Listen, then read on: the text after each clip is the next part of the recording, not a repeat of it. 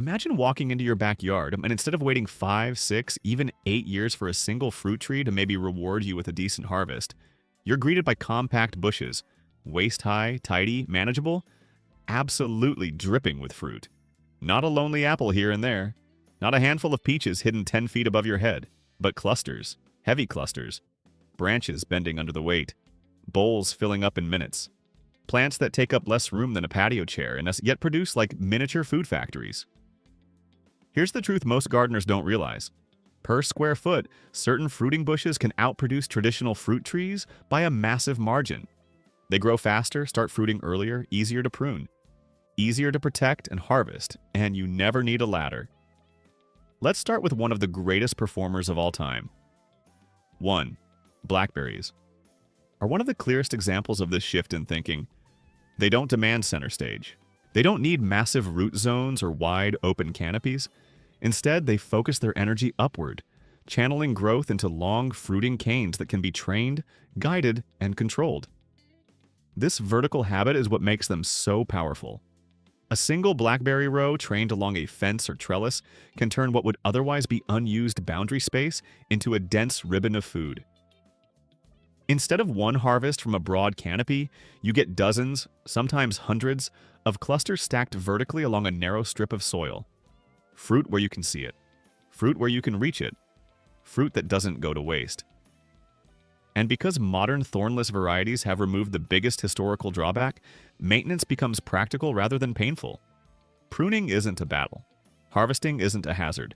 You're no longer wrestling a wild plant. You're managing a productive system.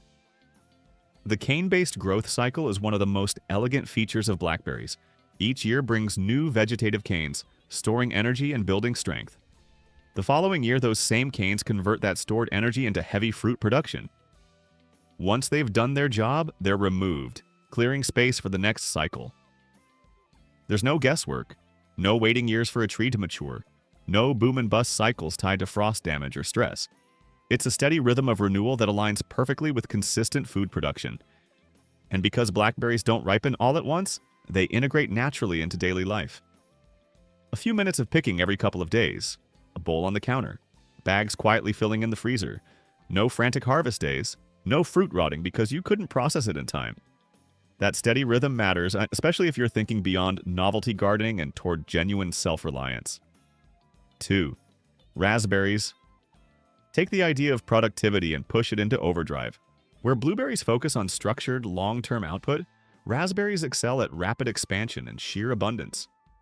A single raspberry cane is already productive on its own, but raspberries rarely stay singular. Once established, they send up new canes from the roots, steadily expanding the patch. What begins as a small planting quickly becomes a dense, fruiting corridor. This natural multiplication is what makes raspberries so powerful. Instead of planting more trees or bushes, the plant does the work for you. Each new cane becomes another fruiting unit, and within a few seasons, the yield increases dramatically without additional investment. Many raspberry varieties also break the traditional harvest pattern. Everbearing types produce in more than one wave, stretching the season across months instead of weeks. Early summer brings the first flush, and as the season progresses, a second harvest arrives in the fall. This extended timeline spreads labor, reduces waste, and keeps fresh fruit coming when most other plants have already finished. Their growth habit is naturally vertical, which makes them ideal for tight spaces. Trained along a fence or simple trellis, a raspberry row becomes a narrow wall of fruit. Instead of occupying a wide area like a tree canopy, raspberries stack production upward, concentrating berries into a space that's easy to manage and easy to harvest. Maintenance is refreshingly simple. After fruiting, spent canes are cut back at ground level. New canes take their place. There's no guessing, no complex pruning theory, and no long-term structural planning. The plant follows a clear cycle, and you simply support it. When you compare a mature raspberry row to a fruit tree in terms of yield per square foot, the difference becomes obvious. Dozens of canes, each carrying clusters of berries, packed into a narrow strip of soil, can easily outperform a single tree that occupies far more space and requires far more patience. Together, blueberries and raspberries demonstrate a fundamental principle of high-yield gardening. Productivity doesn't come from size. It comes from density, renewal, and accessibility. When fruit is easy to reach, easy to protect, and produced by many independent units rather than one massive structure, harvests become heavier, more reliable, and far less stressful. This is why small fruiting bushes continue to prove themselves as some of the smartest investments a gardener can make. 3. Blueberries are one of the clearest examples of how small, well-designed plants can quietly outperform traditional fruit trees. At first glance, they don't look especially impressive. They stay compact, they don't dominate the landscape, and they don't announce their productivity with towering height. But season after season, they deliver results that many trees struggle to match. A mature blueberry bush settles into a comfortable size, often no taller than a person's chest, yet it can produce astonishing amounts of fruit. Branch after branch fills with blossoms, and each of those blossoms has the potential to become a berry.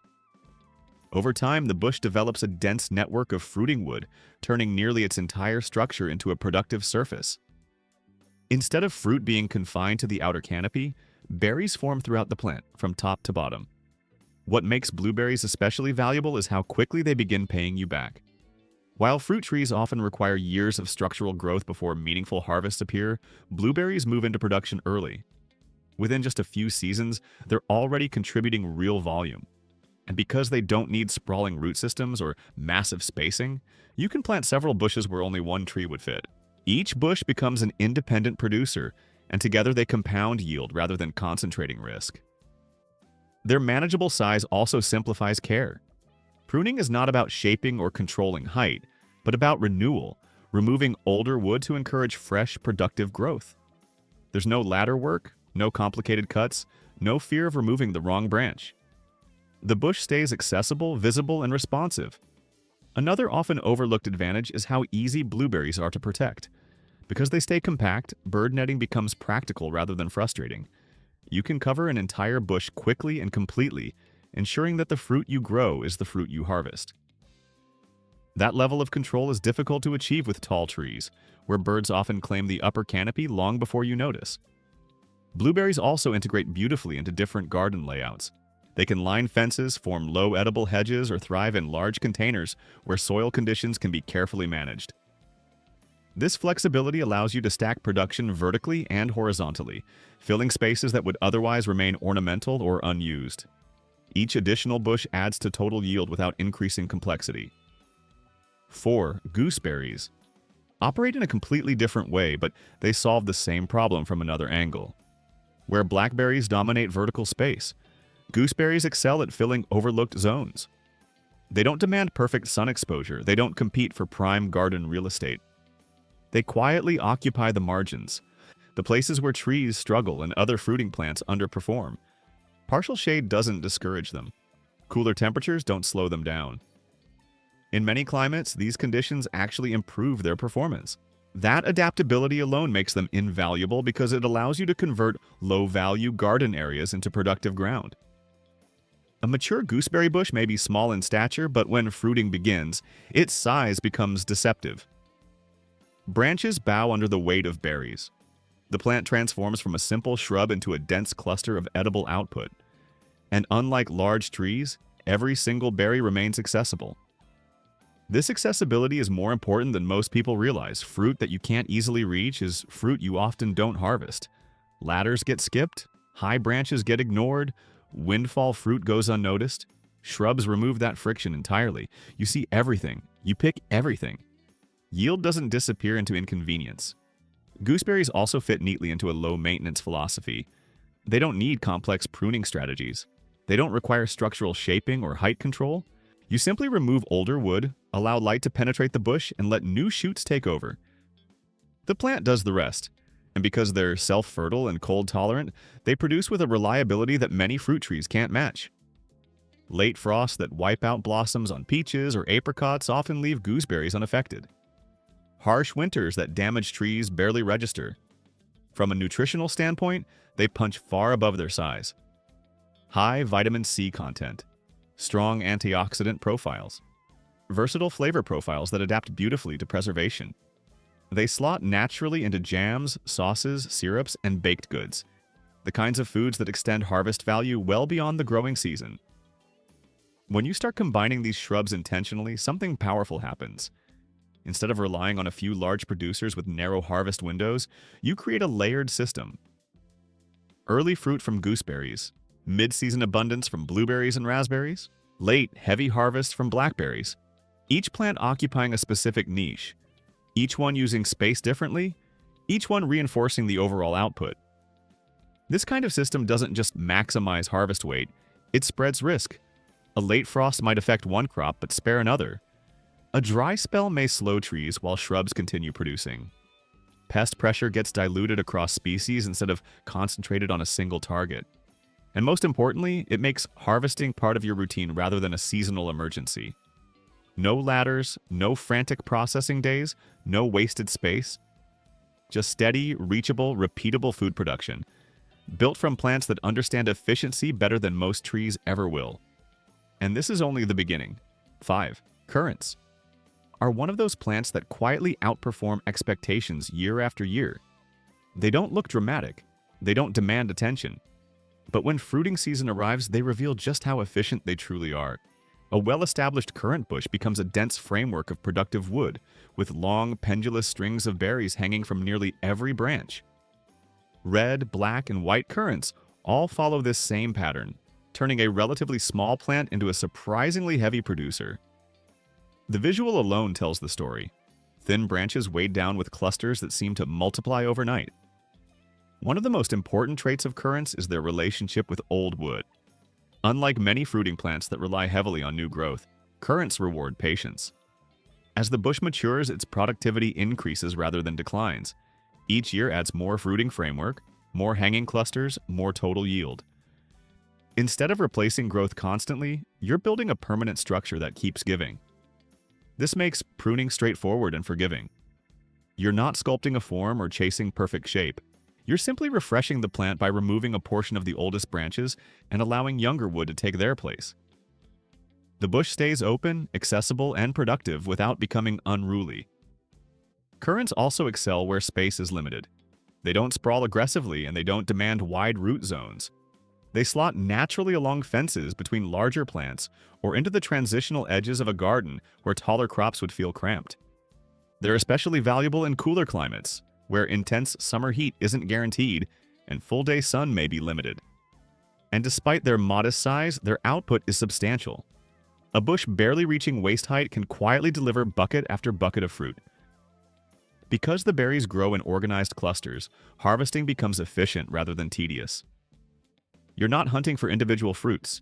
You're lifting entire strings into your hand. From a nutritional perspective, currants are dense and powerful. Black currants in particular are loaded with vitamin C and deep antioxidant compounds. Their bold flavor makes them ideal for preservation, where intensity matters. Jams, syrups, cordials, and frozen storage all capture their value well beyond the harvest window. 6. Honeyberries, on the other hand, operate on a completely different timeline, and that timing is exactly what makes them so valuable. Also known as haze cap, honeyberries don't wait for summer to arrive.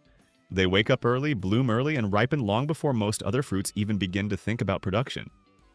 In many regions, they're ready weeks ahead of strawberries, providing fresh fruit at a moment when the garden is otherwise still waking up. Their growth habit is compact and controlled. They form tidy shrubs that rarely exceed manageable heights, making them easy to integrate into existing garden layouts. They don't dominate space, they don't cast heavy shade, they simply occupy their niche and produce. Cold tolerance is one of their defining strengths. Honeyberries evolved in harsh climates, and that resilience shows. Late frosts that destroy blossoms on fruit trees often have little effect on honeyberries. Winter cold that stresses other plants barely registers. This makes them exceptionally reliable in northern or unpredictable climates. Their early bloom does raise one concern, pollination, but it's easily solved by planting two compatible varieties. Once cross-pollinated, they settle into a rhythm of dependable production that rarely fluctuates dramatically from year to year. The berries themselves are elongated, deep blue, and nutritionally rich. High antioxidant levels place them alongside blueberries in health value, while their unique flavor adds diversity to the harvest. They freeze beautifully, blend well into sauces, and bring early season freshness when most preserved foods are still dominating the pantry. And then there's the unexpected advantage: birds.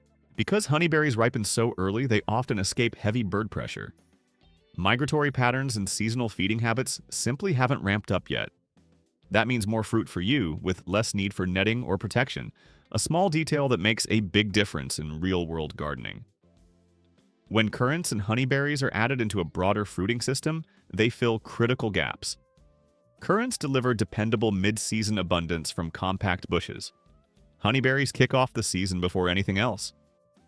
Together, they smooth out the feast or famine cycle that plagues tree-based gardens. Instead of waiting all year for a single harvest window, you move through a continuous flow of production, early, mid, and late. All from plants that respect space, tolerate imperfection, and reward consistency. And when these shrubs are combined with blackberries, gooseberries, raspberries, and blueberries, the garden stops behaving like a collection of plants and starts functioning like a coordinated food system. 7. Dwarf mulberries. Completely reshape the way most people think about mulberry production. When the word mulberry comes up, the image that usually forms is a sprawling tree with long branches and fruit that rains down faster than anyone can collect. What's less known is that compact bush-type mulberry varieties exist, and they concentrate all of that natural abundance into a much smaller, far more manageable form. These dwarf mulberries grow with intent.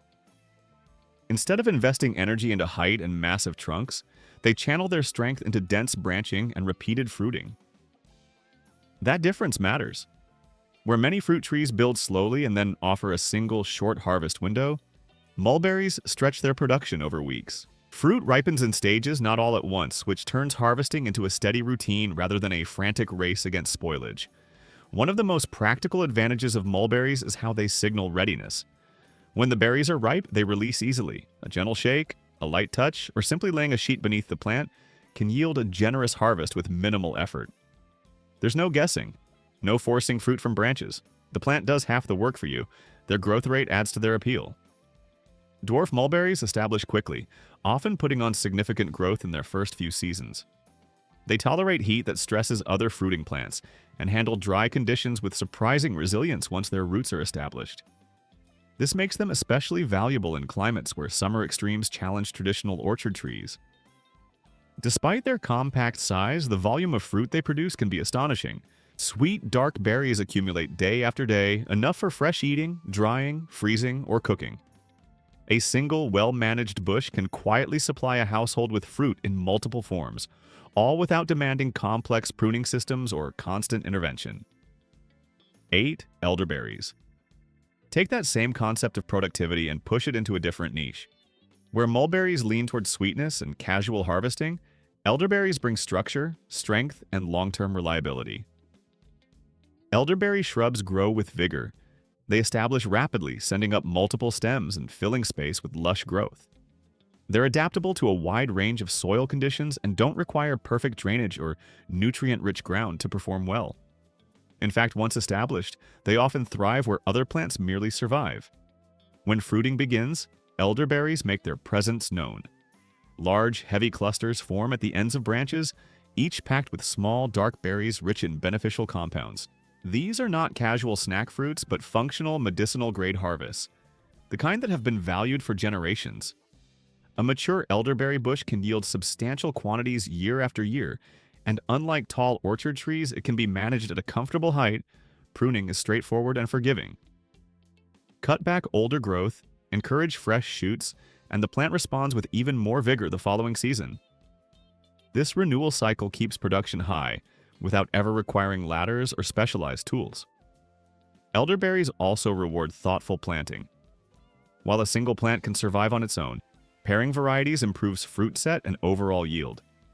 With that small adjustment, you gain a resilient, perennial food source that strengthens rather than weakens with time. Taken together, dwarf mulberries and elderberries highlight the broader truth behind productive gardening. Trees are impressive, but they are also demanding. They require years of patience before meaningful harvests begin. They occupy large footprints. They ask for precise pruning, pest control at height, and constant vigilance against weather extremes. Small fruiting bushes operate on a different philosophy. They grow faster. They fruit earlier. They fit into spaces trees can't use. They're easy to observe, easy to maintain, and easy to harvest completely. They allow diversity to flourish because you're not committing all your space and energy to a single producer. That diversity is more than convenience, it's resilience. When you plant multiple bushes instead of one large tree, you distribute risk across species, seasons, and growth habits. A late frost might affect one crop but spare another. A pest outbreak might slow one plant while the rest continue producing. This is how small gardens quietly outperform large orchards. Not through spectacle, but through consistency. Not through size, but through efficiency. Not through waiting, but through steady, repeatable harvests. And when you step back and look at the whole system, early fruit, mid-season abundance, late harvests, vertical growers, shade-tolerant shrubs, heat-hardy producers, it becomes clear that maximum food production isn't about growing bigger. It's about growing smarter. Start small. Add a few bushes. Learn their rhythms. Let them prove their value. Then expand deliberately, building a garden that feeds you reliably without demanding more than it gives. Before long, you'll be harvesting bucket after bucket of fruit. Without ladders, without wasted space, and without the fragility that comes with relying on a single tree. That's the quiet power of small bushes.